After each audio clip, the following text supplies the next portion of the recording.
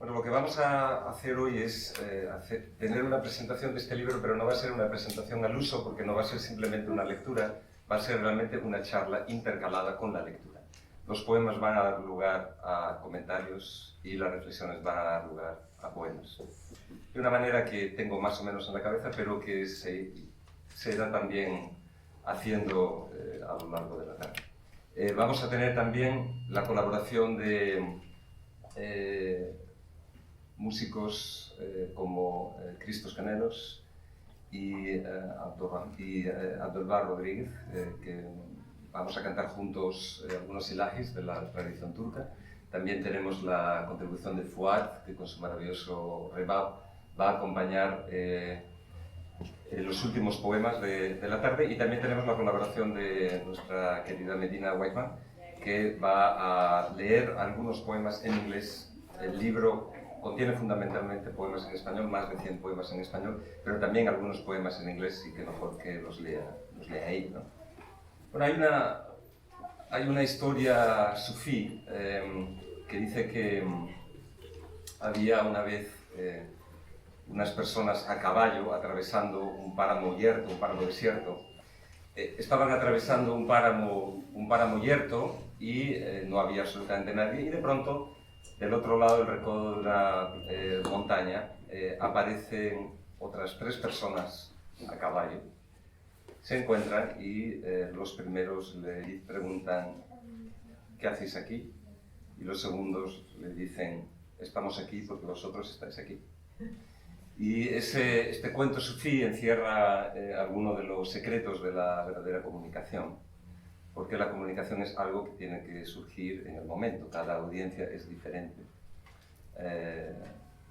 Hay programadas varias presentaciones de este libro en distintos lugares, Granada, en Córdoba, pero cada sitio es diferente, entonces estoy viendo quiénes sois y vuestras caras, ¿no? Para que lo que tenga que comunicarse hoy, pues, inshallah se produzca.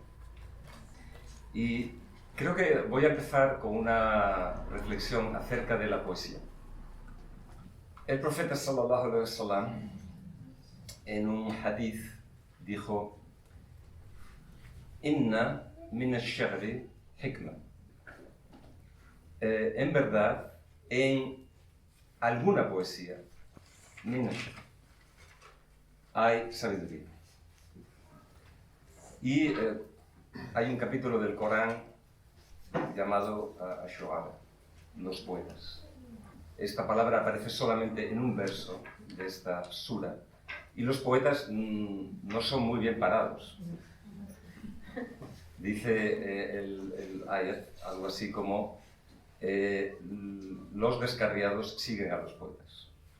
Es decir, los poetas descarrian. Entonces, ¿cómo se puede armonizar esta aparente contradicción, ¿no? Porque realmente hay no un tipo de poesía, sino varios tipos de poesía. Está por un lado la poesía que podemos llamar poesía literaria, que va desde Quevedo a Jorge Guillén, a poetas de la degeneración moral y física como Charles Baudelaire en Francia. Es decir, un amplio espectro en donde aparece en bellas formas literarias un camino hacia la ignorancia y la autodestrucción. Sin embargo, hay otro tipo de poesía, y la poesía literaria, por supuesto, tiene su valor precisamente retórico, literario, y es importante para el aprendizaje de un poeta. Pero hay otro tipo de poesía que podríamos denominar poesía sagrada. Y esta poesía está en relación con cualquier otro arte sagrado, llámese caligrafía, llámese música. Y el arte sagrado tiene unos rasgos muy concretos, ¿vale? Y esto es algo sobre lo que he reflexionado mucho. Cada uno de estos comentarios en realidad daría como para una charla entera, ¿no? Entonces lo vamos a tratar de reducir lo más posible. Entonces, ¿cuáles son las características del arte sagrado? Incluyendo la poesía sagrada. La primera es lo que podríamos llamar la maestría. Es decir, el artista debe convertirse en un maestro de su medio. Para el calígrafo son los trazos, para el músico son los sonidos, la armonía, la voz, para el poeta son las palabras. Es decir, el poeta tiene que ser un maestro de la lengua castellana si escribe en español o en cualquier otra lengua si escribe en esa lengua. Y tiene que también alcanzar el magisterio de la forma poética, de las distintas estrofas, de la manera en que un poema se compone, cómo tiene que funcionar como un todo, igual que una caligrafía, y cómo a la vez cada una de sus estrofas y cada uno de sus versos tienen que funcionar como elementos individuales. ¿Cómo se aprende? Se aprende, como siempre, por medio de maestros. En el caso de la poesía están no solamente los maestros inmediatos, sino también los maestros vivos que forman una tradición. Y cuando se habla de poesía sagrada, especialmente en un entorno islámico, es decir, un musulmán que escribe poesía, la primera vertiente de esa tradición es, obviamente, la gran poesía sufí, escrita en tantas lenguas a lo largo de los siglos. Porque si algo caracteriza a la civilización islámica en cualquier lugar, en cualquier tiempo y en cualquier lengua, es que da lugar a un florecimiento extraordinario de poesía. Especialmente la poesía en lengua, en mi caso, la poesía en lengua persa, la poesía en lengua turca, la poesía en lengua árabe. Pero si uno escribe en español, tiene también como referencia la gran tradición de la poesía en lengua española, que engloba también poetas que hacen poesía sagrada, como San Juan de la Cruz, como algunas de las odas de Fray Luis de León, y también incluso poetas modernos, porque como dice el Evangelio, el Espíritu sopla donde quiere. Entonces puede haber poemas individuales de poetas que, aun sin tener una cosmovisión próxima a, digamos, la cosmovisión religiosa, sin embargo, en un poema concreto, expresan esa realidad sagrada del mundo. Así que la primera cosa es la maestría. La segunda es la expresión. En la poesía, en la música, en la caligrafía, el artista tiene que expresar algo de sí mismo. Y esto es una especie de polaridad que hay que equilibrar. En nuestro tiempo, en nuestra cultura, se enfatiza sobre todo la expresión. Tú expresas lo que tú sientes. Tú haces un poema, tú cantas una canción, desde que los niños son pequeños. Y esto puede tener indudablemente ventajas psicológicas, ¿no? Pero desde el punto de vista del arte sagrado, si la expresión no va acompañada de maestría, no hace nada por el ser humano, especialmente por el ser humano que realiza ese arte. Pero por el otro lado, si existe maestría y este dominio de las formas, pero no se pone el corazón en lo que se hace, entonces el arte resulta formalista. Entonces, esta expresión es muy importante, pero es una expresión que tiene que ser correcta, porque es una expresión que tiene que venir del corazón, no de tu ego. Y si surge algo en el ego que se transforma en poesía, ese algo que surge del ego tiene que ser transmutado como el agua en un cristal que es universal. Y de la expresión también surge y está relacionada con la inspiración. La inspiración es real en todos los ámbitos de la vida. En la tradición islámica se llama hads, intuición. Y un científico tiene una intuición, una persona en la vida cotidiana tiene una intuición y el artista también tiene una intuición. El poeta tiene una intuición concreta. Nosotros creemos que existe, que el mundo no es puramente material, sino que tiene niveles ontológicos de realidad. Y Sheikh al-Akbar ibn Arabi dice que el poeta recibe sus inspiraciones del cielo de Yusuf alayhi salam. Porque este es la esfera de Venus en el mundo imaginal y Yusuf es el arquetipo de la belleza. Otro tipo de inspiraciones de otros artes se reciben de otros lugares. Y la tercera característica es lo que podríamos llamar, cuando la maestría y la expresión y la inspiración están en su sitio, la manifestación. Es decir, entonces el poeta en su poesía, por un don, puede manifestar lo invisible en lo visible. Y puede establecer lo que se llama en árabe ibra, es decir, una lección, un significado Aibra está conectado con la palabra Márbara, que es un puente. Es decir, hace falta un puente desde el mundo de los significados al mundo visible. Y un puente desde el mundo visible al mundo de los significados. Esto es de lo que trata, o más bien recibe la poesía. Y todos estos significados están incluidos en las propias palabras. Porque nosotros no pensamos que el lenguaje sea algo aleatorio, como los lingüistas del siglo XX, como los estructuralistas. No, pensamos en la tradición islámica, tanto en la escuela de Basra, en la escuela de Kufa, y esto es algo muy antiguo, desde Platón. Pensamos que el lenguaje es realmente un don divino, una manifestación del atributo de Allah, el mutakallim, el que habla. Y este lenguaje tiene una relación intrínseca con el mundo y también con las esencias de las cosas. Pero en la mayoría de los lenguajes esta relación está más velada. En las lenguas sagradas, especialmente en el árabe, la propia estructura del árabe, a través de su sistema de raíces, de ishtiqaq, establece múltiples metáforas, múltiples relaciones entre el mundo físico y el mundo sutil y el mundo espiritual, entre distintas dimensiones del mundo, que nos ofrecen un mapa metafísico de la realidad. Por eso la etimología de las palabras es muy importante. Y poesía procede del griego poiesis. Y poiesis en griego tiene 4 significados. El primero es una artesanía, algo que se fabrica. Para los griegos, poiesis no es diferente de la carpintería del carpintero o de la orfebrería del orfebre. Es decir, se precisa un objeto armónico que funcione como tal. Segundo significado de poiesis es creación. Y es la manifestación de nombres divinos, tales como, por ejemplo, Al-Mubdi. Al-Mubdi es un nombre divino que encierra como uno de sus significados que Allah, subhanahu wa ta'ala, cuando crea en su creación incesante del mundo, nunca crea una cosa igual 2 veces. Cada hoja de roble es distinta. Cada momento es distinto.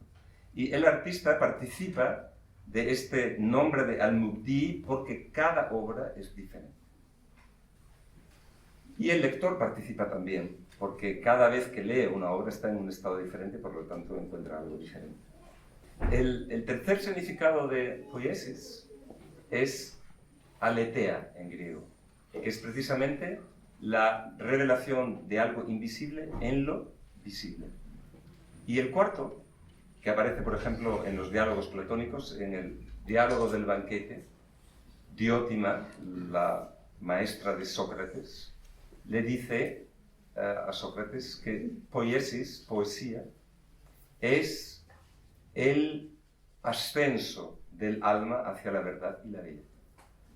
Es decir, que esta expresión del poeta tiene que ir acompañada de una purificación. En árabe, la palabra poesía es she'r, que viene de una raíz con el verbo shagara, que significa percibir, conocer, sentir. Es decir, es un conocimiento en varios planos y con distintas facultades. El poema nos ofrece ideas, y nos ofrece también símbolos, y nos ofrece sentimientos, y nos ofrece imágenes, en un todo que trasciende la mera suma de estas partes, y que es una experiencia distinta. Y esta palabra está también relacionada con la palabra shi'ar, que significa marca o signo. Es decir, el poeta y la poesía sagrada lo que busca es interpretar los signos. Allah ha hecho de este cosmos, que llama Alam, un medio de conocerle a Él y de ver otros planos de realidad. Si vemos la cosa, pero no la interpretamos como signo, estamos perdiendo el sentido. Entonces, la poesía sagrada ofrece esta captación de los signos. Así que los primeros poemas que voy a leer tienen que ver con estas ideas. Y no son poemas que traten de ejemplificar una idea. No funciona así. Sino que el poema surge y surge expresando esa idea. El primero es un poema en prosa que habla precisamente de esta consideración de la maestría con la metáfora de la caligrafía. Se llama Disciplina del arte. El maestro calígrafo mojó la punta del cálamo en el tintero y trazó la certera línea del alif. Luego dejó que la mano oscilase con el ritmo de la kaf y la ba, con las rectas y curvas, y los puntos encima y debajo de las letras, y con el leve círculo del sukun, que significa silencio y descanso. Los discípulos contemplaban la labor del calígrafo y sentían en su sangre el significado de cada gesto, el extremo cuidado que la maestría había vuelto pura naturalidad, y el asombro perpetuo ante la belleza, como si por primera vez trazase una palabra. Más tarde les llegaría su turno, el ejercicio de la práctica, los cientos de ensayos, pero ahora la labor consistía en mirar, o no solo en mirar, en el afinamiento, tal y como se afina un instrumento a otro, para que nunca solo fueran sus manos las que escribiesen, sino la mano del maestro vuelta sus manos, en la tinta que fluye como música y en la blancura del silencio. Este segundo poema, y es un poema que se llama Artesanía y que trata de recoger estos distintos facetas de la poesía de las que he hablado antes. La artesanía se refiere aquí a la artesanía de la poesía. Las imágenes limpias, transparentes, al tacto y el oído y la mirada. La música medida, como acequia por donde fluye y se demora el agua. Las ideas expresadas en los símbolos. La emoción contenida pero clara. Sopesando el sonido y el sentido, desvelar la virtud de las palabras. Cultivar cada verso y cada estrofa como un jardín, el orden de una planta, y dejar que la luz vuelva a los frutos, curación y alimento para el alma. Uno de los grandes calígrafos turcos, Afedin Kilic, explicaba en una charla que con la introducción de los gráficos de ordenador en la caligrafía, a veces se producían caligrafías aparentemente perfectas, pero que no daban alimento para el alma. Lo que tiene que dar el arte es alimento para el alma. El siguiente poema es un soneto que trata acerca de esa relación entre lo visible y lo invisible. Y trata también acerca de la expresión y de la inspiración. Tus palabras no surgen de tu mente. Son un agua que brota de una cueva bajo verdes hayedos, siempre nueva, luminosa en lo oscuro de la fuente. Luminosa y oscura, como un río del color de su lecho transparente. Agua, pájaro oculto en la corriente luminosa en los árboles sombríos. Es el canto del ave que desciende al corazón y silencioso escribe un lenguaje secreto que pervive, escondido en la lengua que ahora entiendes. El poema es la cáscara visible, su semilla, la luz de lo invisible. Alhamdulillah. Pero aquí obviamente no estamos hablando de poesía como una abstracción, sino estamos hablando de un libro concreto, Espejo de los Nombres. Sí que quería contaros un poquito acerca de cómo surgió este libro.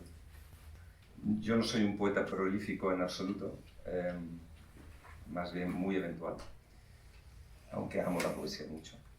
Este libro fue escrito en prácticamente el 90% de sus poemas en el lapso de 2 años, entre el 2018 y el 2020, y fue publicado el año pasado, pero no ha sido posible presentarlo hasta ahora por las circunstancias de la pandemia.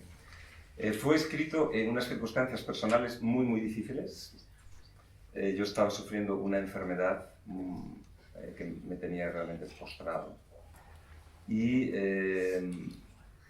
como una especie de consuelo, empezaron a llegar estos poemas. Poemas que a veces, cuando eran, por ejemplo, sonetos con formas muy claras, componía en mi mente, en otros casos poemas que dictaba. Mi mujer y mi hija son testigos de esto, cuando iba en el coche o en otros momentos, y que después pulía o no, dependiendo de las necesidades. Entonces fue surgiendo este manantial de poemas sin ningún orden ni concierto aparente. Y cuando ya llevaba escritos aproximadamente el 80 y pico % de los poemas del libro, entonces brotó la forma del libro, pero brotó de una manera no mental en absoluto. Brotó de la siguiente manera. Andrula, estábamos con nuestro Sheikh Turul Efendi y nuestro Sheikh señaló a una fuente que tenía un diseño determinado, que era este diseño.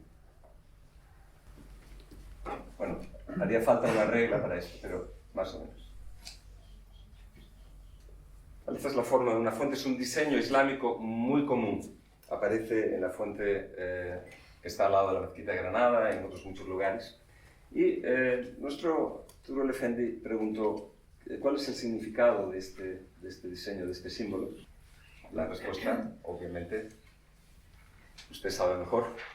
Y su respuesta fue que este diseño simboliza la Kaaba y su arquetipo celeste, que se conoce como Bait al-Mahmud.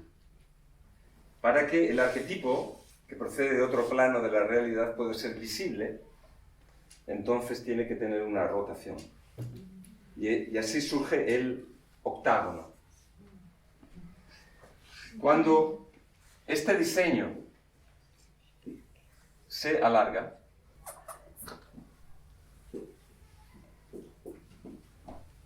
de una manera parecida a esto. Bueno, aquí ya me he ido por completo. Bueno, más o menos. Cuando este diseño se alarga, surge este patrón, donde aparecen 4 octágonos y una cruz en el medio. Y este es un patrón geométrico muy característico del arte islámico. Y se conoce como Nafsur Rahman, el aliento del misericordioso. Nafsur Rahman es un término metafísico de la tradición sufí, por el cual se designa la creación constante, tajdid al-khalq, la creación constante que hace Allah a través de su aliento, simbólicamente, que es un aliento de misericordia. Entonces, este diseño es por un lado expansión y por otro lado contracción. Es como el latido de un corazón, adentro, afuera. Y este es el Nafsur Rahman. Pues este diseño dio el diseño del libro. Entonces el libro de pronto se ordenó como un cristal y apareció dividido en 4 partes, cada una con un múltiplo de 4 poemas. La primera parte se llama El aliento del misericordioso. El aliento del misericordioso era un verso que aparecía en uno de los poemas. Y en una visita que hicieron Asisa y Abu Hassan a mi casa, fue Asisa la que me dijo esto. Y entonces pensé, este verso no es casual. El capítulo se llama así. Luego el segundo capítulo, es la primera parte del aliento del misericordioso son versos de distinta medida, con verso blanco. La segunda parte es una colección de sonetos. Los sonetos tienen una forma muy precisa. 2 cuartetos, 2 tercetos o 4 cuartetos y un pareado. Y se llaman sonetos alumbrados. Y habría que hablar mucho de la palabra alumbrado aquí. La tercera es una sección de poemas de 4 versos, cuartetos, que se llama Variaciones de 4 versos. Y la última es una sección de poemas en prosa, ¿vale? De poemas en prosa, que se llama Arte de Miniatura. Así que este es el origen del libro, y por supuesto el título Espejo de los Nombres se refiere precisamente a ese espejo que las cosas de este mundo, no solo la Kaaba, sino todo lo que existe en este mundo, es de los nombres divinos y de los niveles superiores de existencia. Uno de los 8 principios del camino sufí, tal y como fue expresado en el camino de los Hawaiian por Hazrat al-Bujtawani, es Safar dar Watan, es viajar en la tierra. Y uno de mis maestros que estudió con Sheikh Naqshbandis explicaba un día que uno de los significados de esta palabra es viajar en la tierra como se viaja al lado de un arroyo que refleja el cielo. Es decir, viajar en la tierra sabiendo que lo que ves es algo reflejado. ¿Y qué es lo primero que se refleja? ¿Qué es lo primero que lo envuelve todo? Es la belleza. Para nosotros la belleza no es algo que sea accesorio, que proceda de los ojos del que ven, que proceda del artista. La belleza lo envuelve todo porque tiene una realidad ontológica. La belleza es uno de los nombres divinos que son comprensivos. Comprensivos.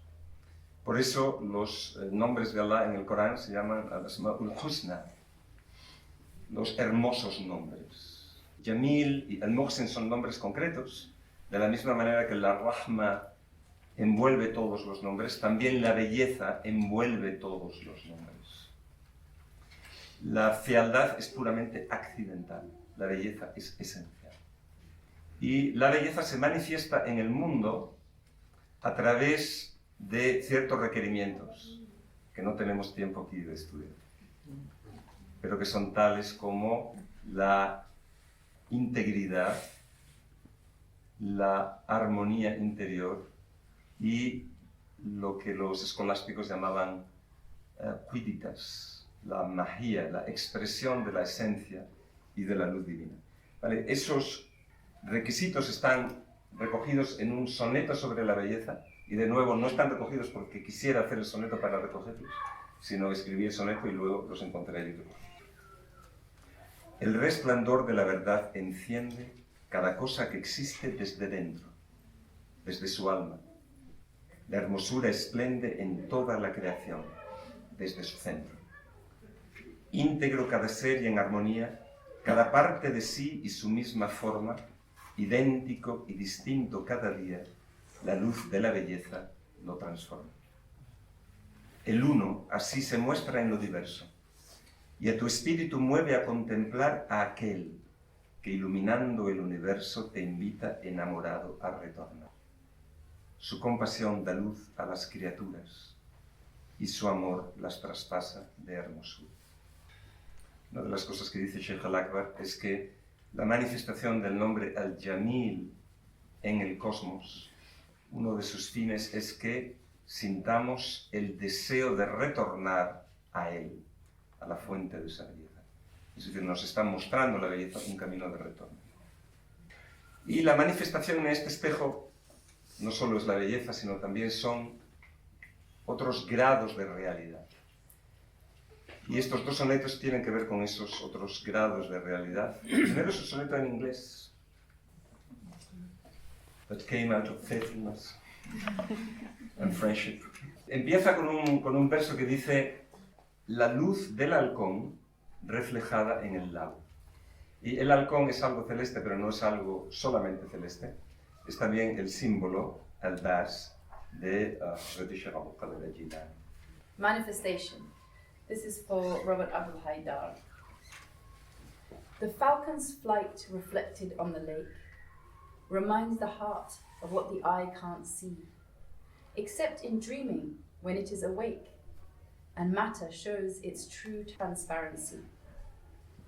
This world is only part of the design, a vast carpet, degree after degree, of being where every pattern is a sign of higher truths for those who hear and see. So look beyond the forms and see the hand that weaves the worlds as image of the real, each time afresh, a new created land, his beauty in all existence to reveal. This lower world and all the worlds above are but the symbols and the gifts of love. Y el siguiente poema en español se llama Arquetipos. Comienza con una cita de alguien llamado Plotino. Plotino es uno de los grandes filósofos y diríamos también místicos de la tradición platónica y neoplatónica. Vivió en Alejandría y escribió un libro que influyó extraordinariamente en la tradición islámica. Y hay una anécdota acerca de Plotino en la que un hombre un día se acercó a pintar su retrato y él dijo, no, prefiero que no pintes mi retrato porque yo ya soy una sombra del arquetipo celestial, ¿para qué quieres una sombra de una sombra? Dice así: Plotino declinó que cierto artista pintara su retrato, débil sombra de una sombra, aquí apenas entrevista, signo del arquetipo que se nombra con el lenguaje de la luz. Arriba brotan los manantiales que en el mundo son el agua y la tierra y el profundo manantial, así abajo como arriba. La flor que ahora sostienes en tu mano es tan solo un reflejo, el indeciso perfume de otra flor del paraíso. No es distinto el origen de lo humano. El arquetipo último del hombre es el amado, espejo de sus nombres. Así que el arquetipo último del ser humano no es otro que lo que en la tradición islámica se llama Haqiqa Muhammadiyya. Y precisamente al invocar a la Haqiqa Muhammadiyya vamos a cantar dos ilahis con Christos y Abdul Bar. Estuve Hazret Pirin, estuve Hazret Shehin. El primero es un ilahi que se llama Marhaba, bienvenido, y está escrito por Yunus Emre. Y dice así, en español: bienvenido sol del mediodía, bienvenido. Bienvenido luna llena de la noche, bienvenido. Bienvenido luminaria de la guía, bienvenido. Bienvenido, bienvenido, sé bienvenido. Tú que eres el maestro de todos los profetas, tú que eres el guía perfecto de los santos, mensajero de los hombres y los genios, bienvenido, bienvenido, sé bienvenido.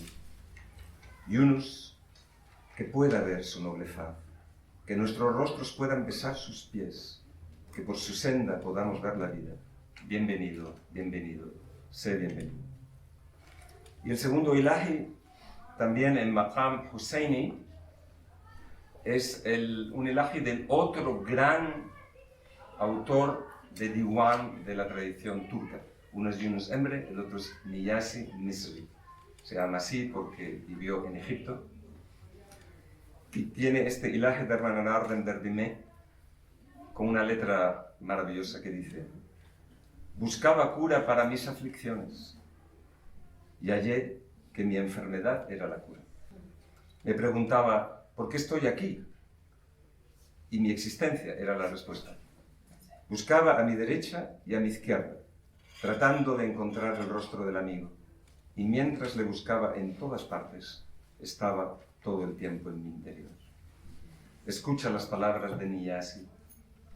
Nada vela la faz de la verdad. Nada en verdad existe excepto Dios. Mas los ciegos no pueden percibir.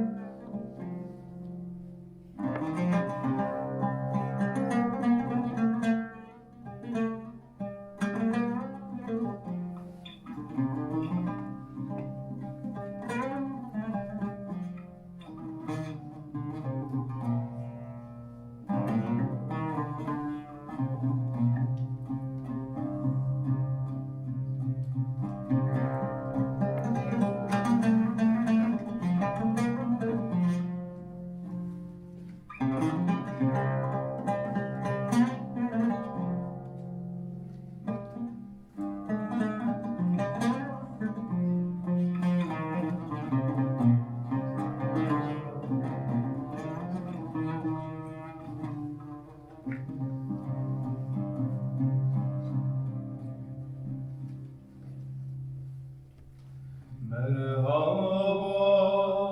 ya sensiz dua, merhaba. Merhaba ya sensiz dua, merhaba. Merhaba ya Nuri'llah, merhaba. Ehlen ve sehlen, merhaba, merhaba. Ey anbiyalar serveri, merhaba. Ey evliyalar serveri, merhaba. Ey inzü cin peygamberi, merhaba. Ehlen ve sehlen, merhaba, merhaba.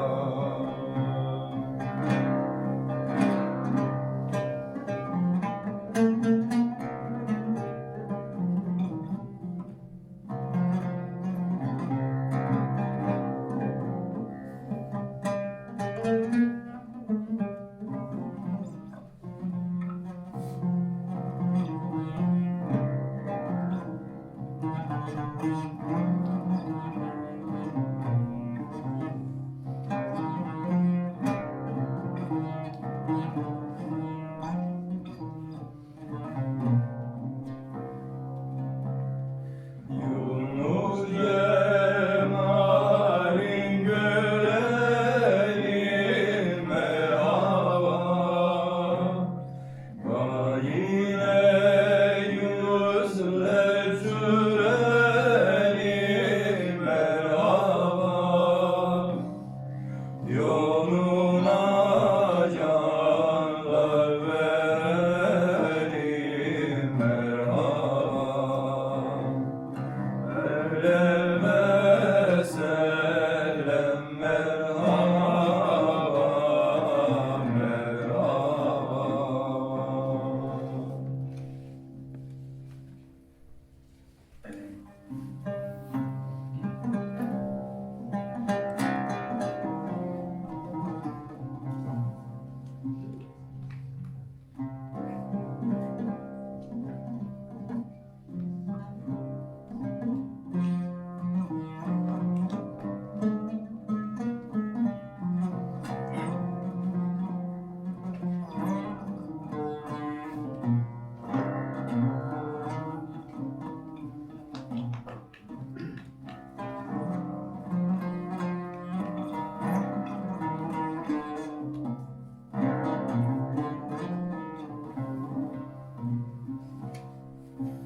Derman arar derime, derdin bana derman imiş.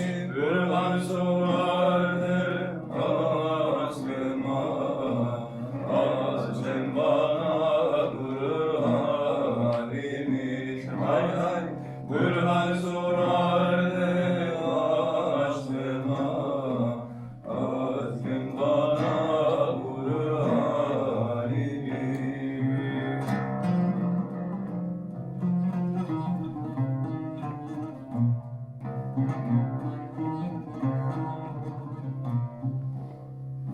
Sahil soru gözleriydim,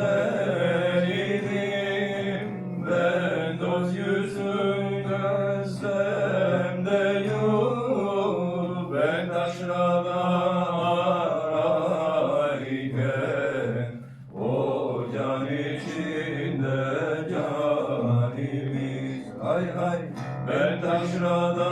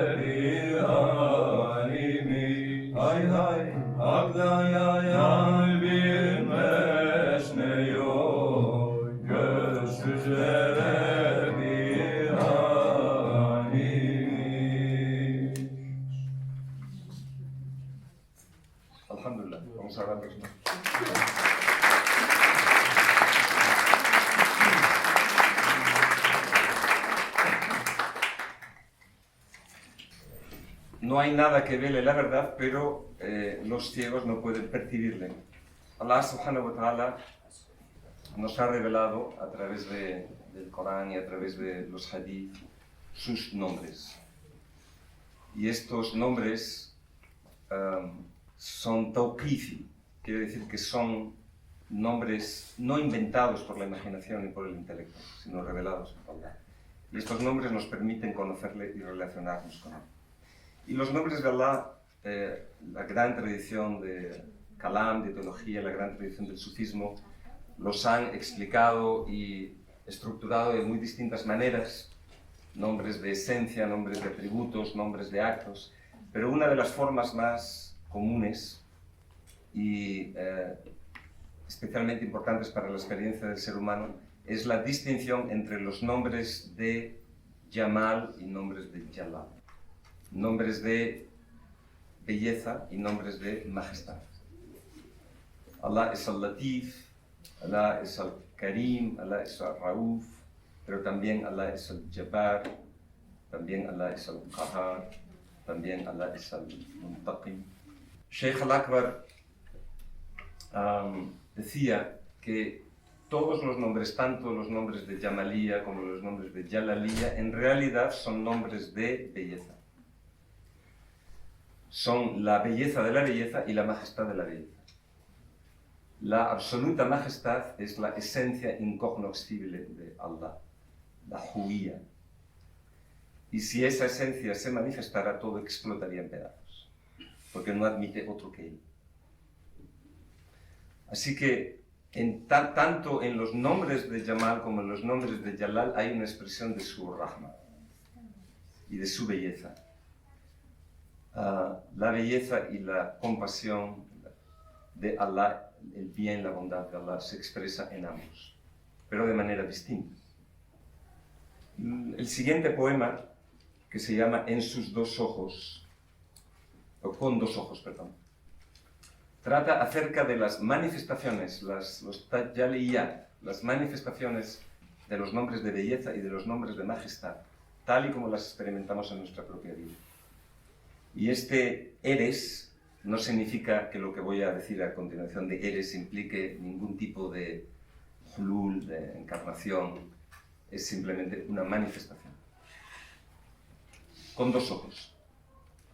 Eres la fuente que susurra en el soto y la tormenta que derrumba el navío. Eres el niño que se duerme en los brazos y el encuentro feroz de la batalla. Eres la rosa intacta tras los muros y el desierto que cruza el peregrino. Eres la anunciación de las estrellas y el temor de la noche sin morada.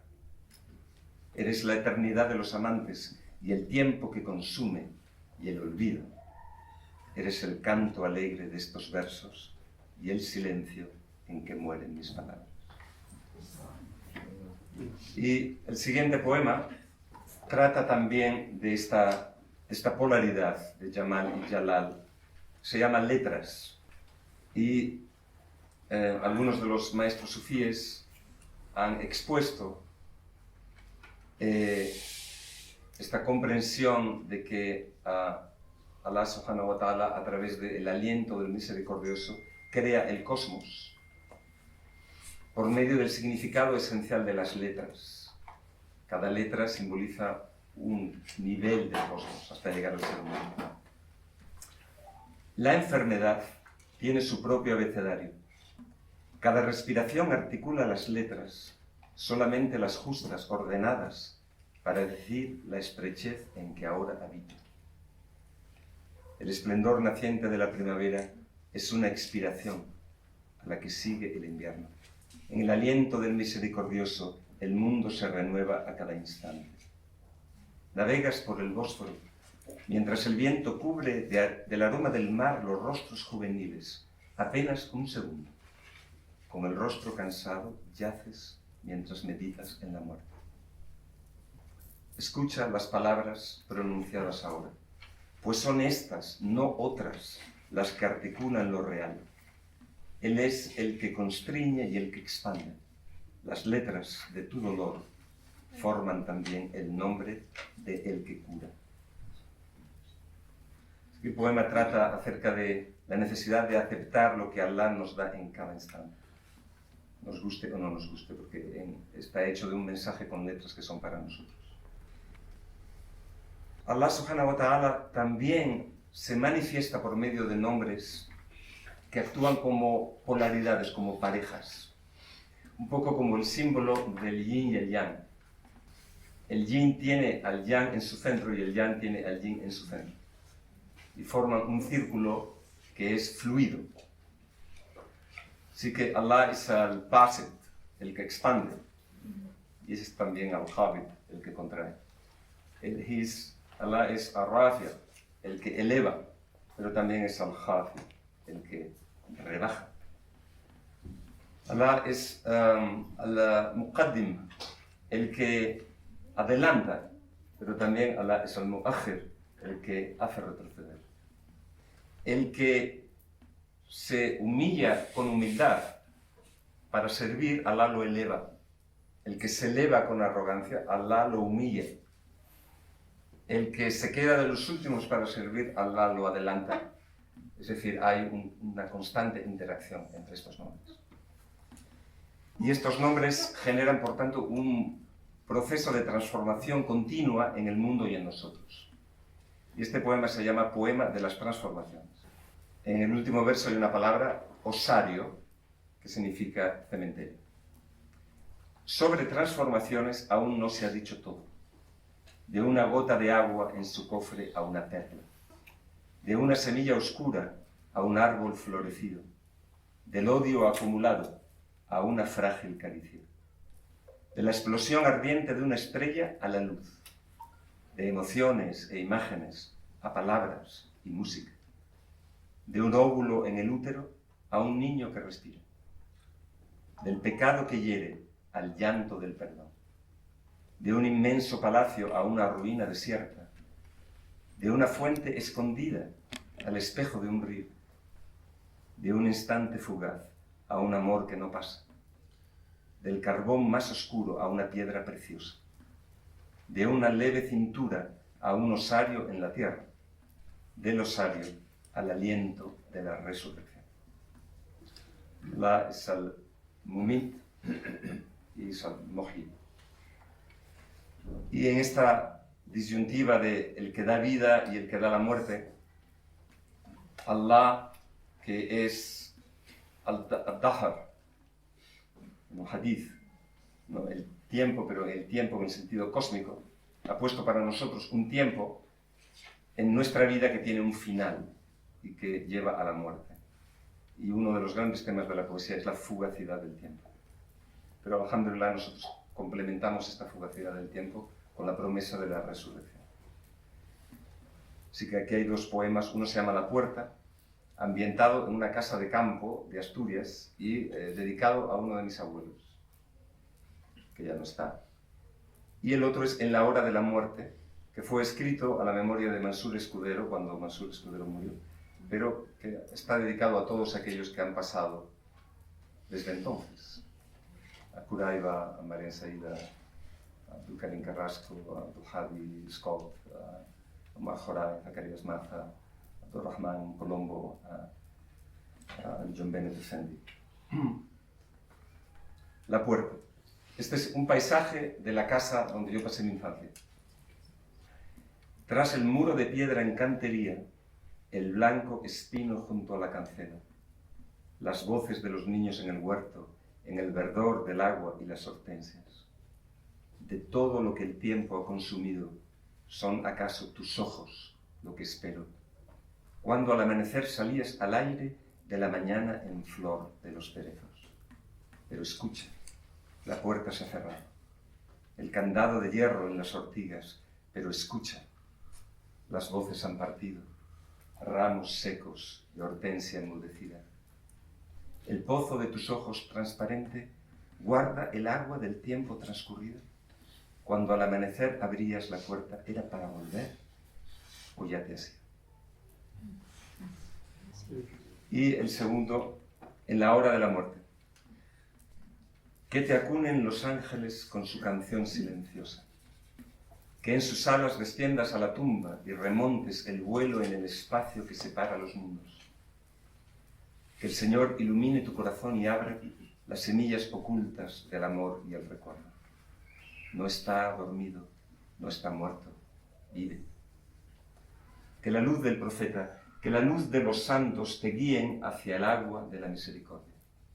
Que por su intercesión no halles tristeza.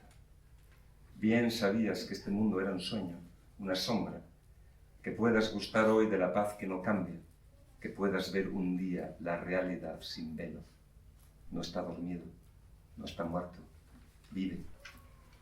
Recitando en tu tumba el libro inagotable, la palabra increada, el árbol floreció, uniendo con tu nombre este mundo y el otro. La luz de la memoria, la luz de la certeza. No está dormido, no está muerto. Escucha. Algo para recordar cuando visitemos el cementerio.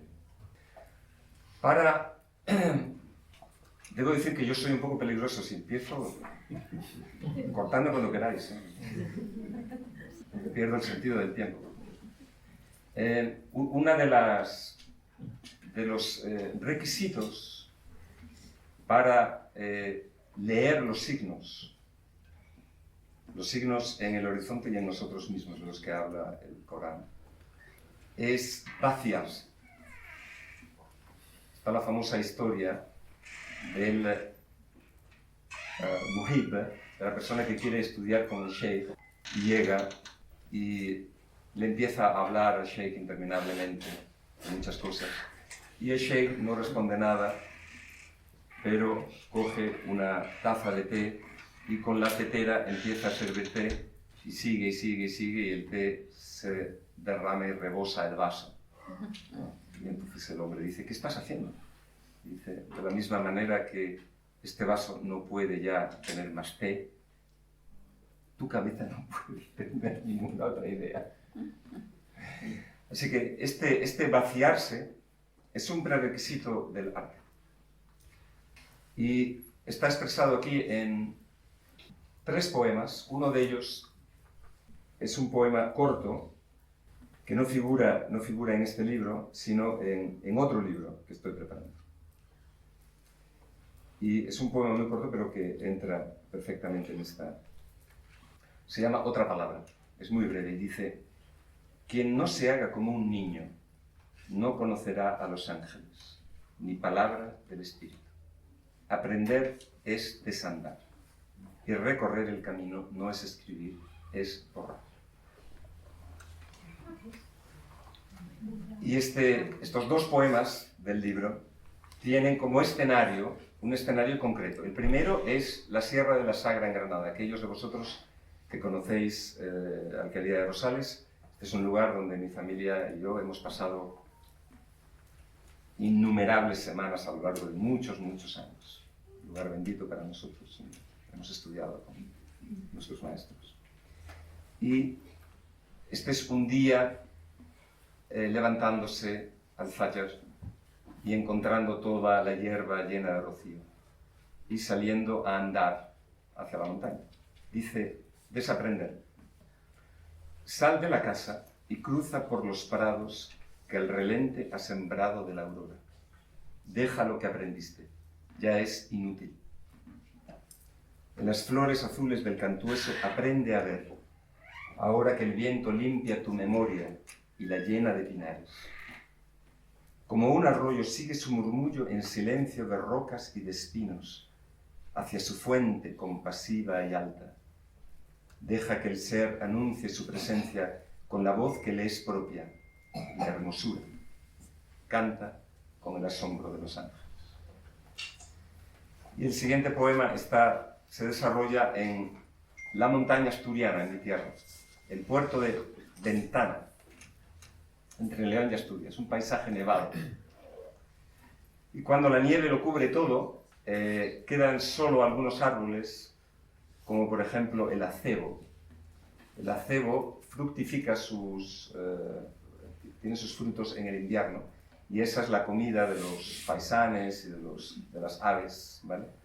Una de las necesidades del poeta es saber el nombre de los árboles, el nombre de las plantas y el nombre de los pájaros. Se han cubierto de nieve los hayedos y las majadas, patria del olvido o la contemplación.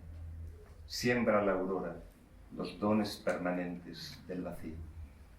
Nada te sirve aquí, de tu memoria, de tu imaginación o tus sentidos. Solo el abandono te sostiene, un no saber, por ti desconocido. Los frutos refulgentes del acebo son palabras sin letras ni sonidos, linternas que conducen a los pájaros, señales en el blanco sin caminos. ¿Acaso ahora comprendes la alabanza del zorzal y su canto cristalino? En el aire desnudo del invierno, la música amanece en el oído. El invierno es una forma de tachiri, de despojamiento. Y solamente si hay despojamiento, si hay tachiri, hay luego florecimiento. Así que el siguiente poema es un breve poema en inglés. The Simplicity of Beauty. Medina.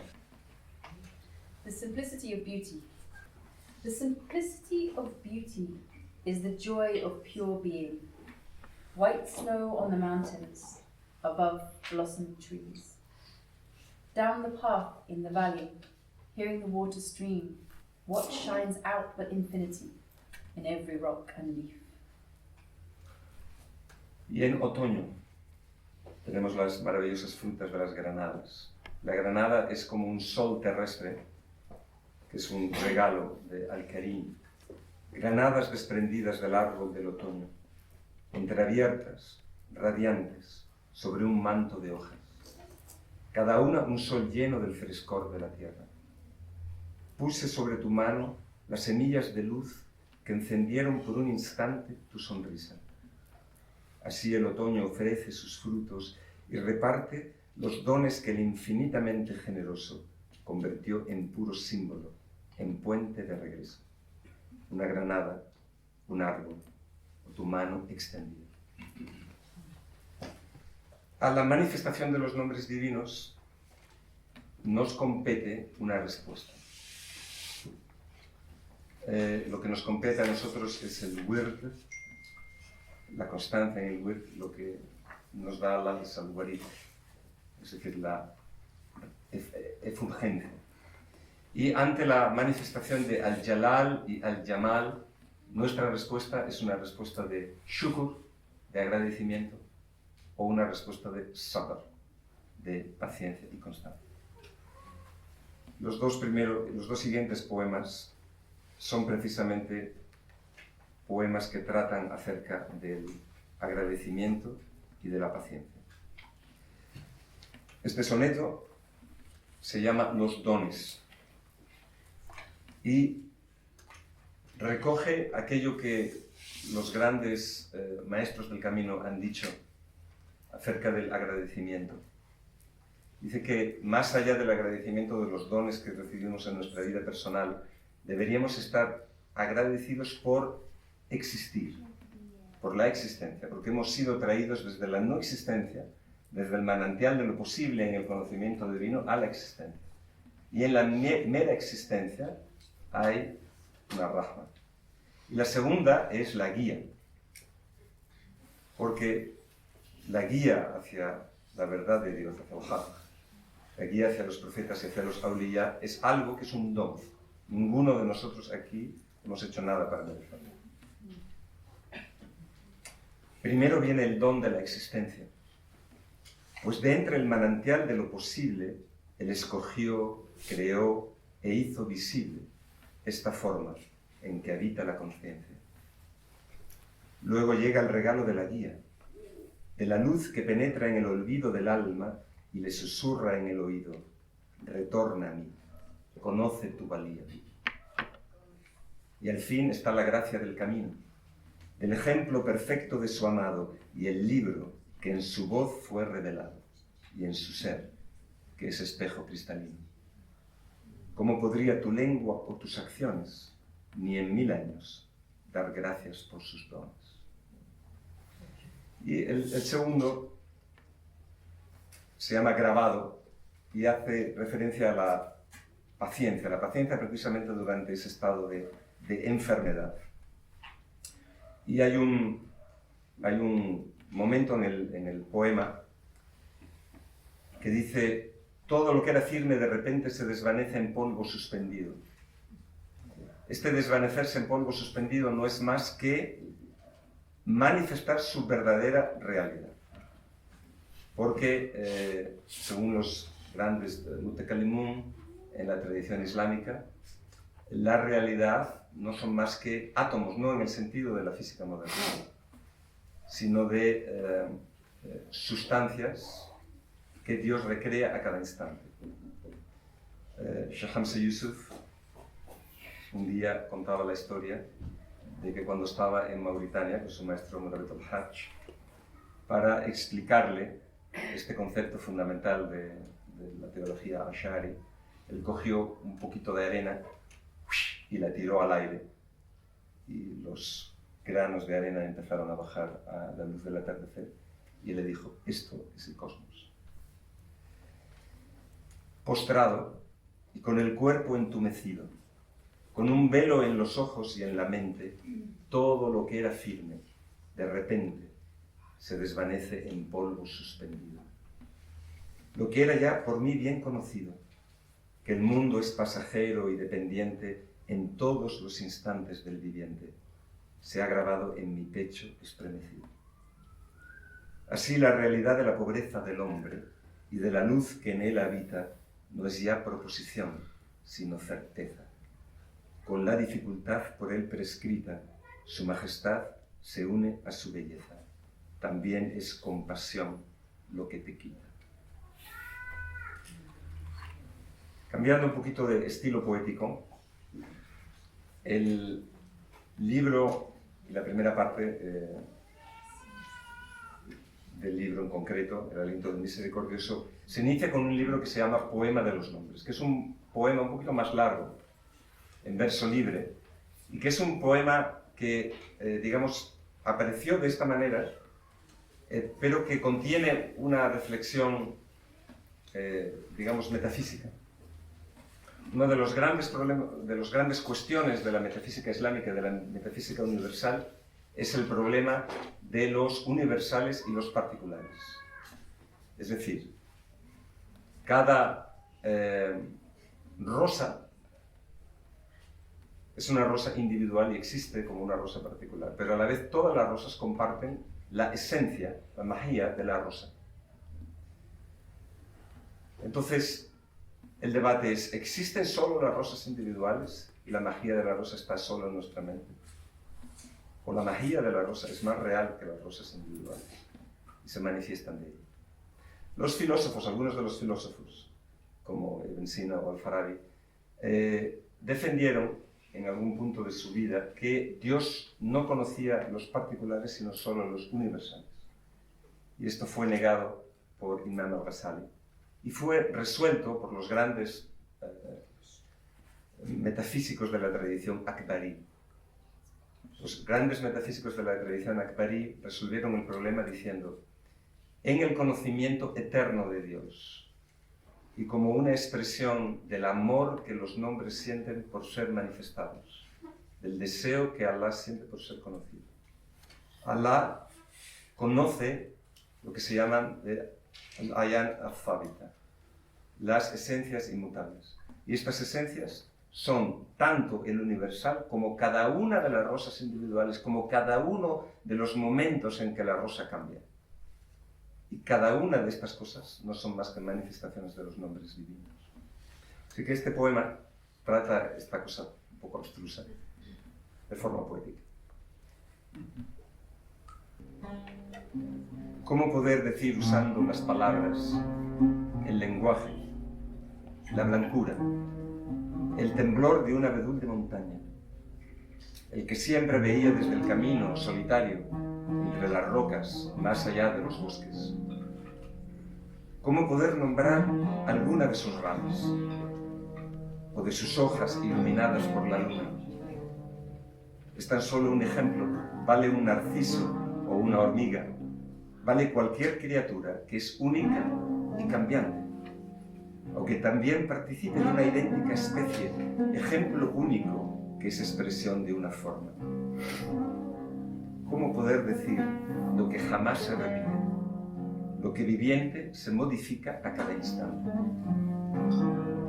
Las palabras son útiles para nombrar lo genérico. Decimos abubilla, y en este nombre caben todas las que serán y son, y las que han sido, pero no la que ha entrado esta mañana en el jardín, caminando sin prisa bajo el sauce, entregando un mensaje secreto del otro lado del río. Para ella, la palabra bobilla no sirve, queda grande o pequeña.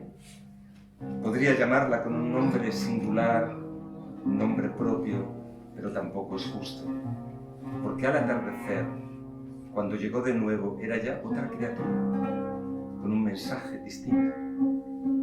¿Qué queda entonces, sino callar y ver?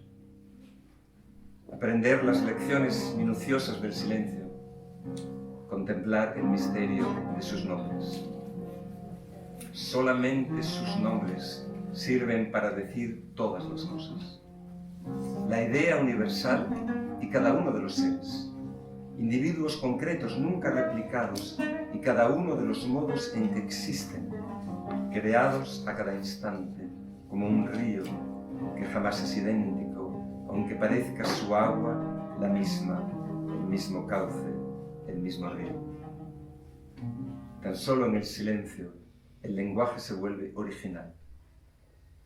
El verbo dice siempre su palabra incesante e inextinguible, árboles que son plumas, océano que es tinta.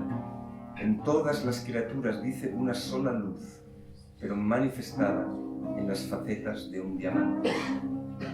Nombres divinos con los que él mismo se contempla en el espejo del no ser, aliento que contiene las letras de todo cuanto existe y que se nombra.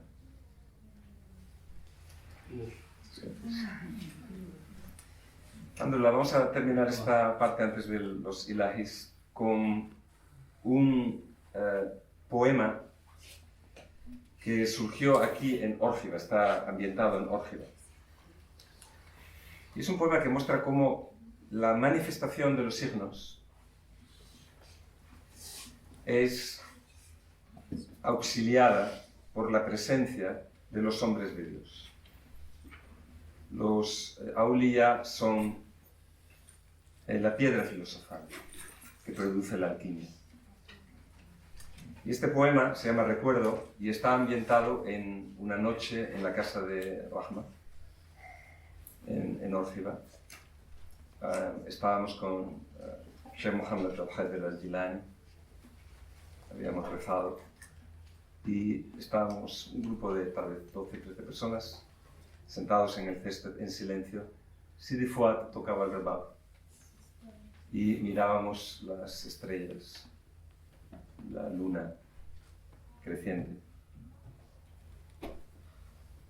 En el jardín oculto tras la casa, frente al valle de verdes plateados, la noche limpia el aire del vapor del estío y nos trae el susurro de la fuente.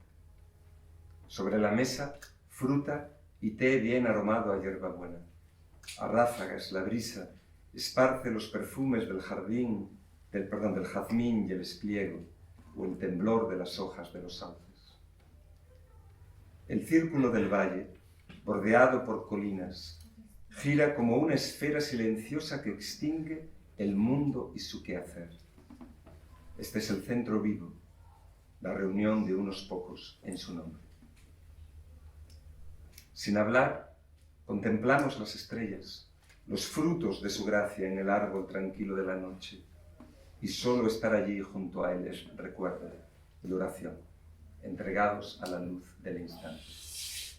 Sus ojos, más antiguos que la tierra y los astros, transparentes aljibes, reflejan la mirada de aquellos que en la senda del amor se extinguieron y como estrellas lucen en la noche del mundo.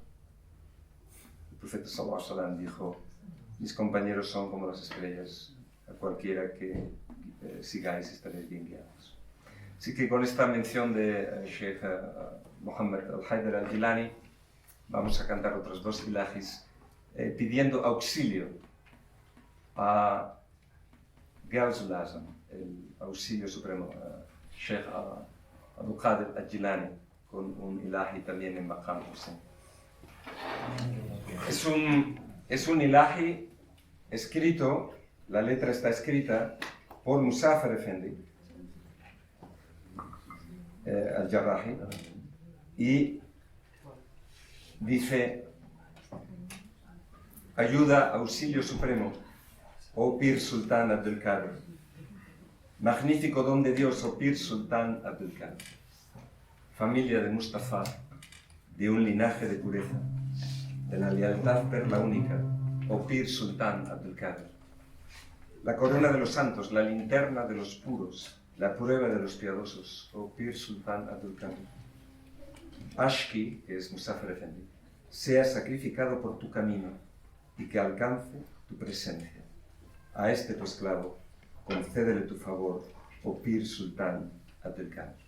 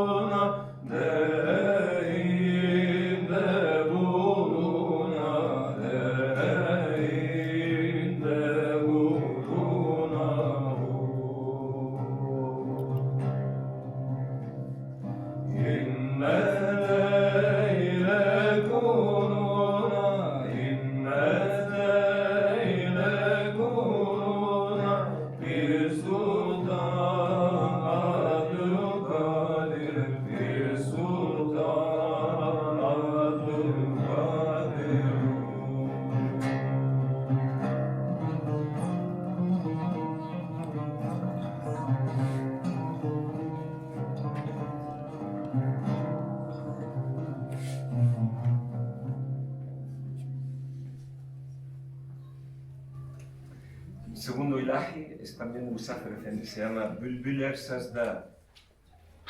Y Musafir Efendi lo compuso en Bursa, en Turquía, una mañana cuando se despertó, y dice en traducción así: cantan los ruiseñores y suplican las rosas.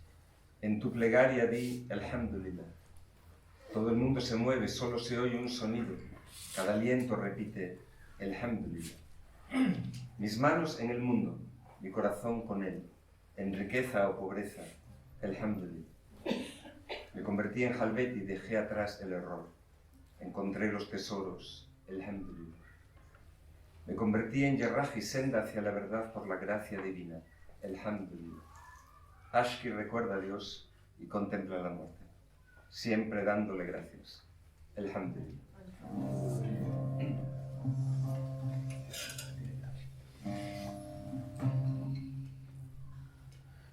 Bülbüle sazlar, güler niyazlar. Bülbüle sazlar, güler niyazlar. Söyle namazda elhamdülillah. Söyle namazda elhamdülillah. Koşuşur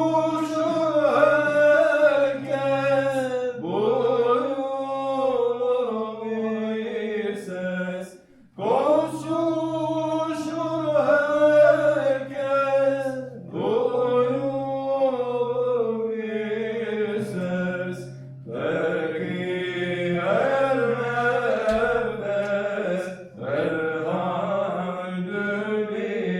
elhamdülillah. Der ki her nefes elhamdülillah.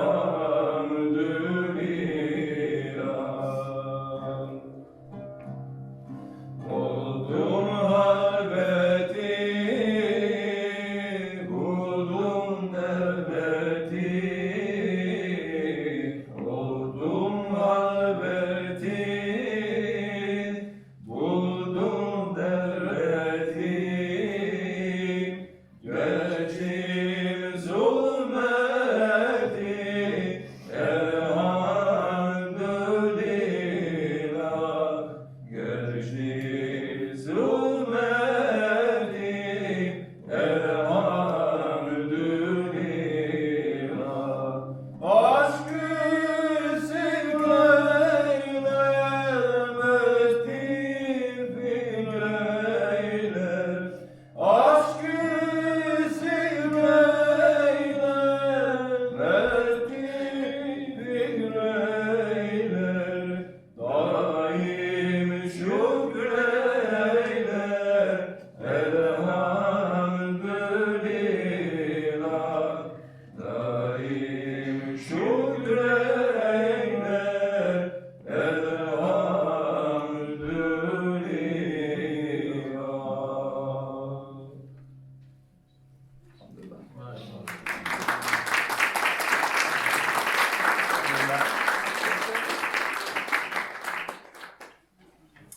Bueno, vamos a ir entrando en la parte final. Ahora voy a terminar con una historia y los poemas a los que da luz esta historia. Un día, y el profeta le preguntó a Hazrat Ali: Ali, ¿a quién quieres más?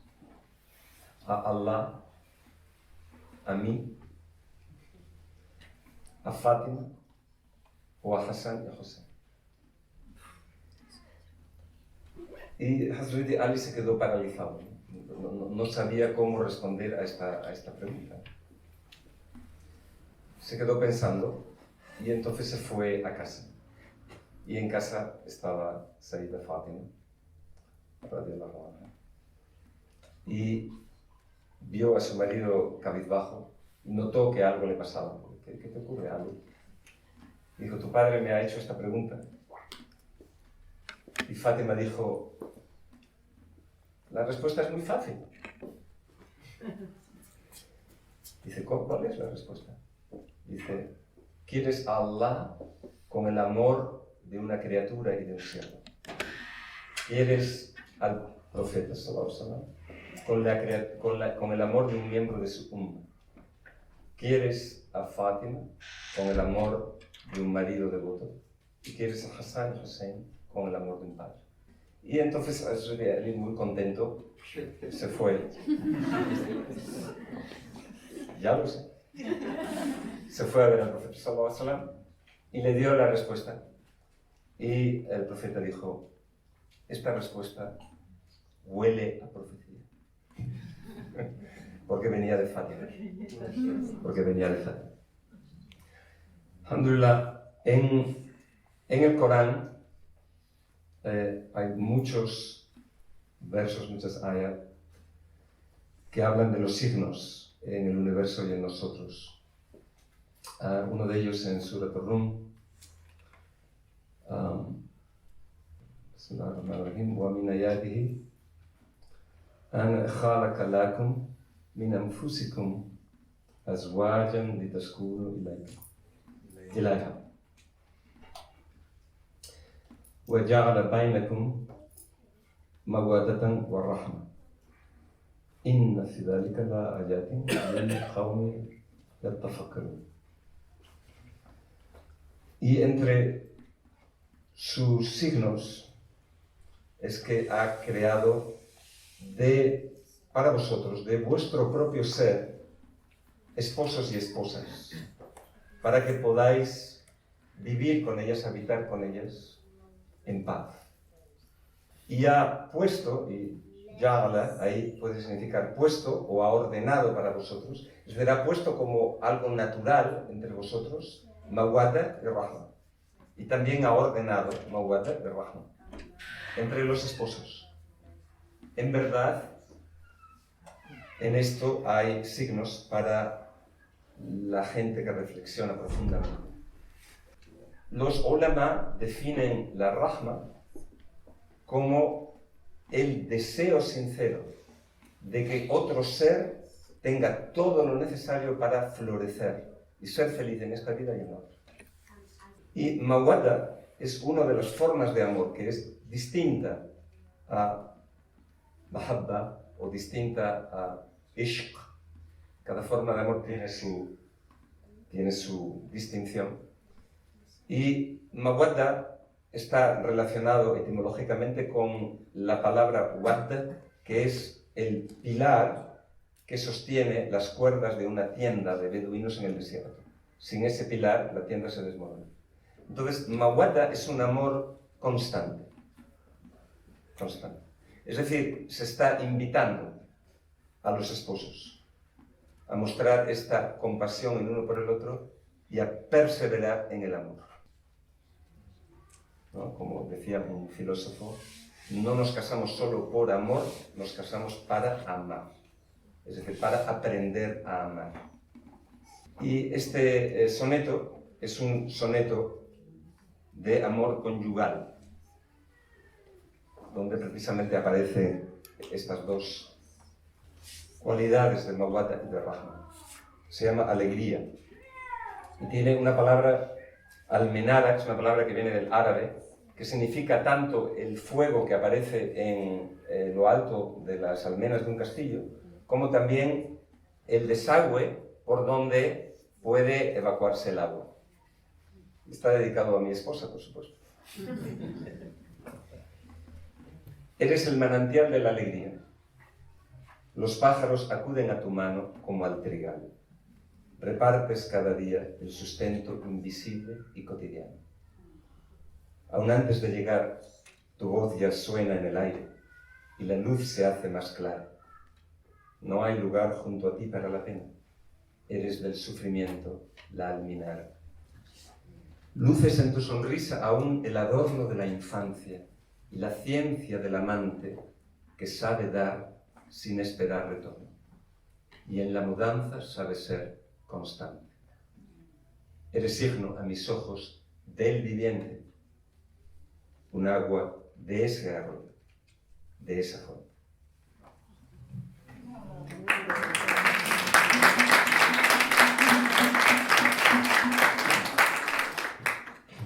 Cuando quiere que me perdone, se lo repito. Vale. Rahma, la palabra Rahma, Rahm, vientre. La Rahma la aprendemos de nuestra madre. Y también de nuestro padre, pero especialmente de nuestra madre. Que hay un breve poema dedicado a mi madre, que se llama Amor Materno. Y es un recuerdo de lo que debemos a nuestras madres. El profeta, sallallahu alaihi wasallam, como todos sabéis, un día se le acercó uno de sus compañeros y dijo: Ya Rasulullah, ¿a quién debo amar más? Y dice: a tu madre. Y luego a tu madre.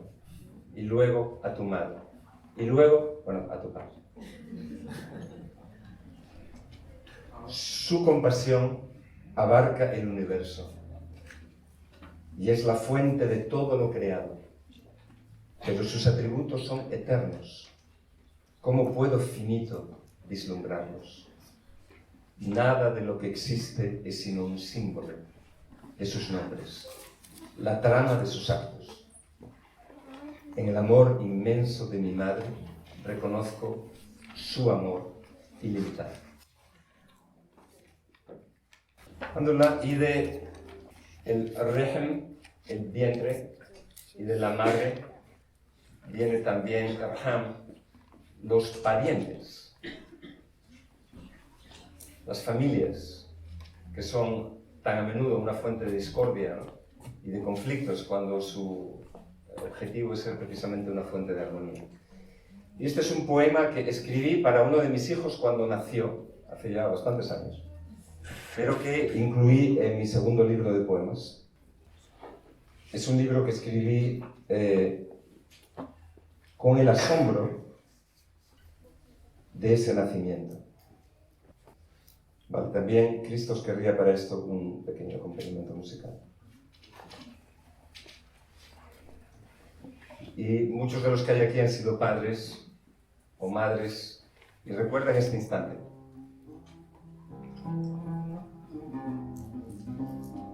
Has llegado de súbito en la madrugada, envuelto en luz, bañado por los ángeles. Un milagro de nuevo, mas ¿qué existe que no sea milagroso? El rocío en los frutales, el gato de ojos grises, el pan recién horneado, la misteriosa puerta de la aurora. Cuando te vi, los ojos se llenaron de lágrimas en agradecimiento. Respirabas, movías las manos y los pies de escala tan perfecta que eran señal y firma del eterno artesano. Aún no puedes pensar ni querer, todo en ti se mueve en sumisión completa, en armonía. Abres los ojos y los astros arden. Tu diminuto cuerpo palpita como un pájaro, temblor del abedul. Por tus venas circulan el caudal de los ríos y en tu reposo sueñan los valles, al arrullo sereno de las fuentes. En ti se han congregado raíces y planetas. Qué fácil recordar al Creador cuando aún vibran en ti las alabanzas de luz del paraíso. Y sin embargo, el tiempo acecha con su daga y el mundo con su corte de diversión y engaño. Arroyo transparente, tratarán de cegarte con el barro de ideas y opiniones vacías. Buscarán convertirte en uno de los suyos, de un credo o religión de derechas o izquierdas, socio de la ambición personal o el dinero. Te dirán que es preciso que hagas algo en la vida para triunfar sobre otros, que con avidez goces de lo que el mundo ofrece de oropel y de ruido. Te invitarán sutiles a que vendas tu alma por la quietud indigna de seguir al rebaño. Algunos, compasivos, predicarán mensajes no exentos de verdad, mas rotos por el tiempo y la imaginación. ¿Tu inteligencia acaso? ¿Tu voluntad? ¿Tus logros? Tratarán de cegarte, haciéndote creer que eres tú quien dispones de tu vida y tu muerte. La araña de los días, con su aguijón narcótico de heredadas costumbres, buscará adormecer el recuerdo del uno, el asombro infinito del que vive el instante. Pero también habrá, Daniel, un bosque de hayas donde canten los tordos y la luz se haga lluvia. Y habrá noches serenas en el páramo abierto al olor del tomillo y del romero silvestre. El mar dejará copas azules en las grietas, oro y verde, cuajadas de musgo y de corales. Y el amor moverá la savia en los racimos. Y a los planetas, fieles a su curso sonoro. Los sabios y los libros te abrirán horizontes más vastos que la tierra y todo cuanto abarcan, más antiguos que el sol. Y una mujer un día te mostrará la unión de la tierra y el cielo. La amistad de los hombres sinceros y valientes alegrará las horas amargas del camino, y hallarás quien no quiera de ti ventaja alguna, de refugio ni apego, el ser humano libre, al que ya nada mueve sino el amor primero, cuyo corazón sabe lo que ignoran los sabios. ¿Qué podría, hijo mío, ofrecerte o decirte? Eres parte de mí, mas no me perteneces. Sé que un día seguirás tu destino y no hay nada que pudiera pensar o hacer para evitarlo. Cariño, educación, sustento, es poco. Tu vida está en las manos del Altísimo. Tu corazón es suyo. Ven y danza el giro del amor. Dame la mano. Vayamos a extinguirnos en su fuego. Vayamos a nacer juntos un día.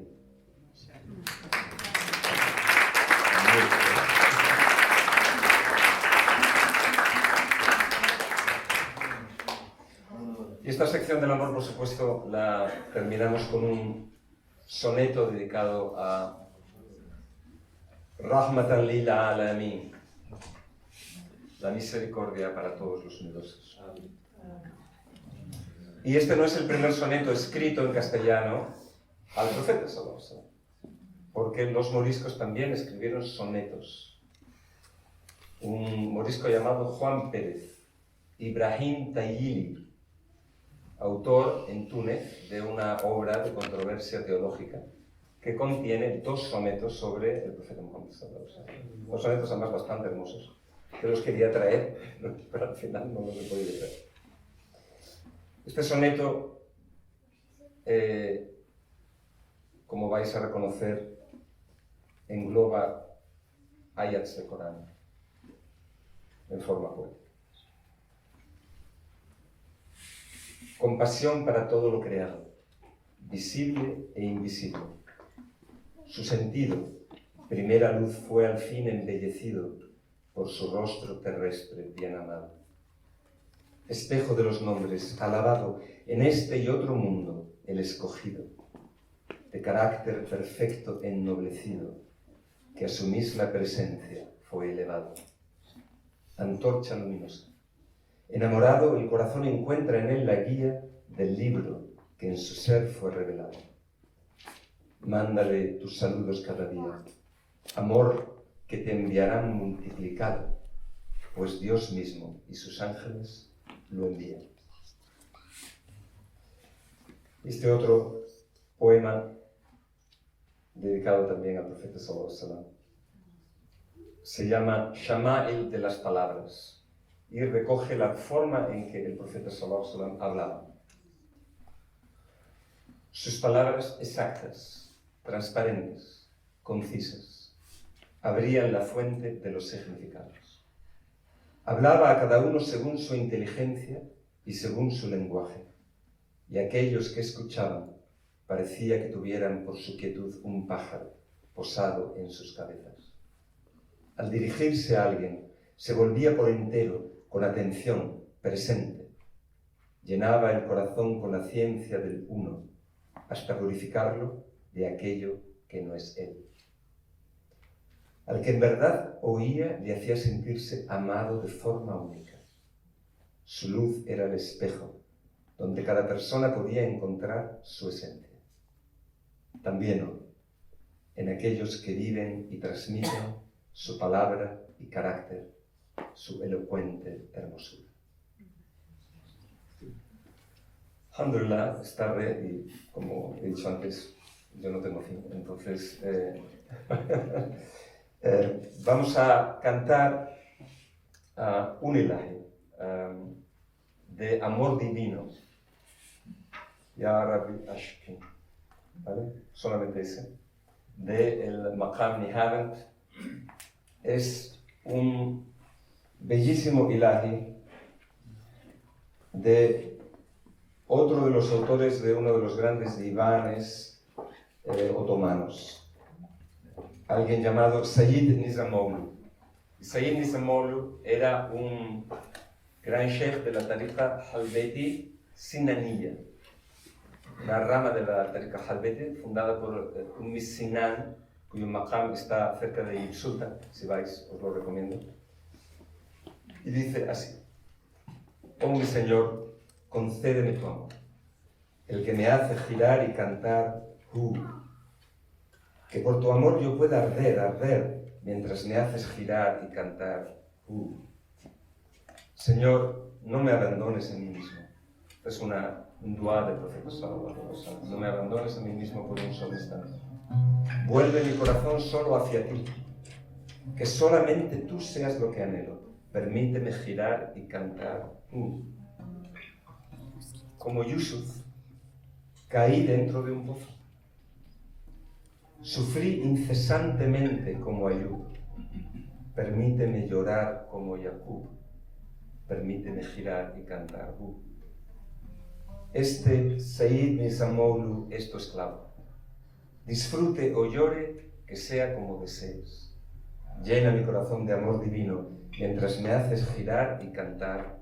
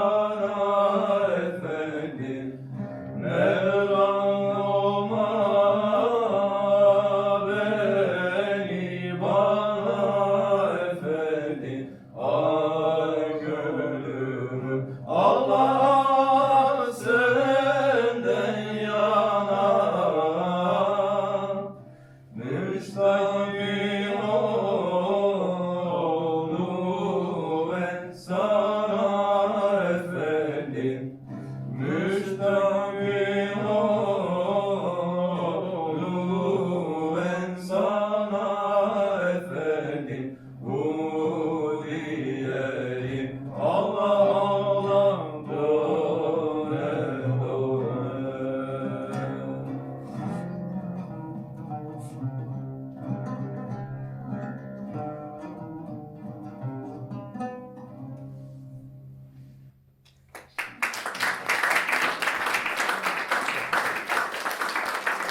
Hola, y terminamos con la última recitación con Fuad.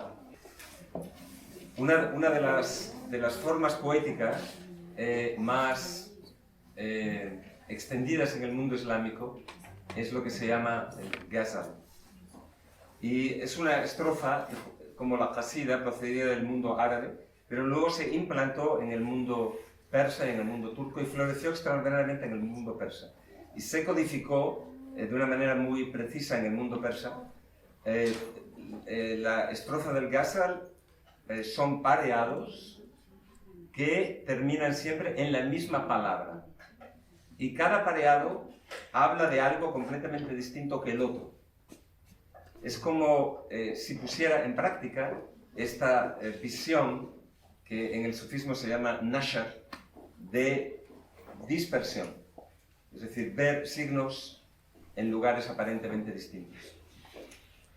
Y en uno de estos ghazales, el ghazal, dice así: vuela el halcón en círculos en torno de la torre, esperando entrever la forma de su rostro. Me dijiste, recorre la inmensidad del valle. Inmensidad, te dije, contemplando tu rostro. Se deshacen los cuerpos en la tumba, violetas crecen en el vacío que ha borrado los rostros. Los mares, las colinas, las nubes, los senderos, los bosques, las ciudades tienen un solo rostro. Lloré toda la noche, indigno, sin consuelo. Cada lágrima era el alba de tu rostro. Cuando los peregrinos rezan ante la Kaaba, se postran ante un símbolo sin imagen ni rostro. Emilio, no podrás concebirlo. Él es uno. Allí donde te vuelvas, encontrarás su rostro. Con la música del rebab, vamos a leer como si fuera un collar o un tasbih de cuentas entrelazadas, algunas de los cuartetos que aparecen en la tercera parte del libro, variaciones de 4 versos. Y cada poema es un mundo distinto, es una miniatura que nos lleva en una dirección completamente diferente. Sé que la única forma de escuchar esto es realmente tratando de captar la diferencia entre cada uno de los cuartetos y de entrar en ese pequeño mundo. Vamos a leer 21 de los cuartetos y de las más de 80 que hay. Vamos. Poética. Cantan y esculpen, pero no le recuerdan. Y sin embargo, sin saberlo, le conocen. Él está en cada nota, en cada verso. Él hace que la luz aparezca en el cuadro.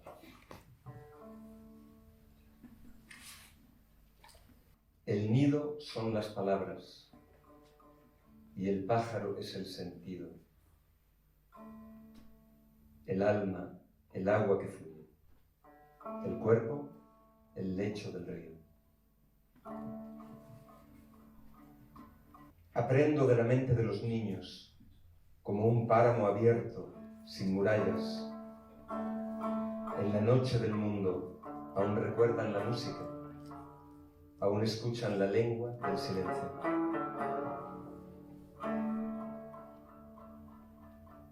La inmensidad del cielo y el espacio esconden un tesoro, oscurecido por la ignorancia. En tu interior, el cielo y el espacio, la puerta y el tesoro. Estas palabras han rescatado el día en mitad de la ceguera y el dolor. Se ha posado el poema como un ave con la rama de olivo de otro mundo.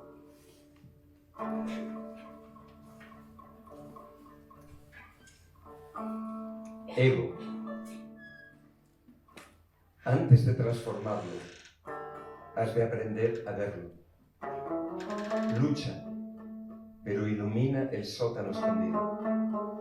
Tiene cientos de formas, pero tu mismo rostro. Solo la luz de la verdad lo aquieta.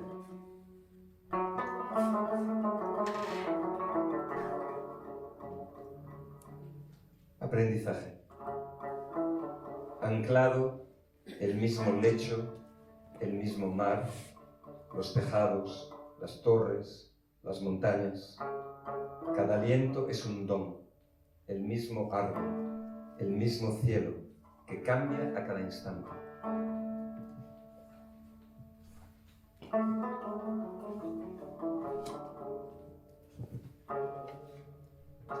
Al ver sonreír a mi hija, iluminada, siempre verdecida, como un álamo nuevo junto al río, como la brisa en el jardín cerrado de mi espíritu, se abre tu sonrisa.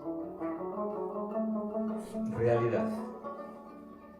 Todo comienza en él y en él termina, único, independiente de todas sus criaturas, diferente de todo y al tiempo más cercano que tu secreta esencia, tu vena yugular. Manifestación. En cada verso se refleja el que habla. En cada árbol se refleja el que crea. En la multiplicidad de lo existente se manifiesta el uno, la luz de cada ser. Recuerdo de Dios. Como la flor de loto cuando emerge del barro del estanque y su perfume es la brisa en la noche, así el recuerdo de Dios brota en el fondo de tu alma. Cosmos y luz. Los seres son vidrieras de colores, iluminados por la luz del ser. Cada vidrio, amarillo, azul o rojo, manifiesta la luz en su color. Luna de Ramadán. Entre la luz rojiza del ocaso, solo un instante, como una flor de nieve, alboreó la luna nueva en nuestros ojos y se abrieron las puertas del cielo. De paso, sé en este mundo como el caminante que descansa un momento bajo el árbol. Así dijo el profeta, y cada día fue su última jornada y la primera. Lo que es. No fuerces la corriente, deja que fluya libre, arroyo apresurado o remanso entre frondas. No creas saber qué es justo para el viento o los árboles. Permite a lo que es esconderse y mostrarse. El corazón. La oscuridad, el miedo, la ignorancia se desvanecen cuando llega el sol. Si el rey ocupa el trono, todo el reino conoce su lugar. Los árboles florecen. Casa nazarí. En el patio interior, junto a la alberca, aspirando el espliego y la albahaca, hoy recitas los versos de su libro. El agua quieta, el alma serenada. De otro modo, los hombres de su día existen de otro modo. Las aves de su cielo proceden de otro nido. No trates de mirarlas con ojos ordinarios. Más allá de ambos reinos habitan otro mundo. Luz de Medina. Luz de Medina, faro de ambos mundos. Sin tu guía, ¿cómo puedo conocer la verdad? El intelecto es solo un candil en la noche. pero en los corazones tú brillas como el sol. Sallallahu alayhi wa sallam. Disculpadme por la tardanza, pierdo el sentido del tiempo. Alhamdulillah, muchas gracias a todos por venir, por haber compartido este momento. Me lo he pasado muy bien, espero que vosotros también. Inshallah, mañana tenemos un maravilloso concierto de Cristos Canelos aquí en Kutubía, un gran maestro de la música modal, ya libre del lastre de sus acompañantes musicales de él, para que pueda brillar. Inshallah, a las 7:30 os esperamos aquí también. Alhamdulillah, muchas gracias.